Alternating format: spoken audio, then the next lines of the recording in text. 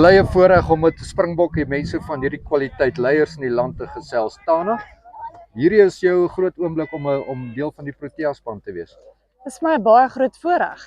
Ons het 'n fantastiese span. Dis 'n voorreg, dis al wat dit is. Ek kan nou ook nie sonder my perd doen nie. Haar naam is Kilimanjaro. Sy is ouer as meeste van die spanlede in my span. Sy is al amper 20 jaar oud en dis haar 11de nasionale kompetisie hierdie jaar. Alle wêreld. So, Het sy jou gebring tot hier? sy het my gebring, absoluut. Sy en ek het een of twee ander, maar sy was nog altyd die big shot tussen die klomp. Tana, hoe lank is jy al met perde betrokke? Ek wil nie my ouderdom weggee nie, maar vandat ek kan onthou. So dis baie jare. Baie jare, Ja, baie jare.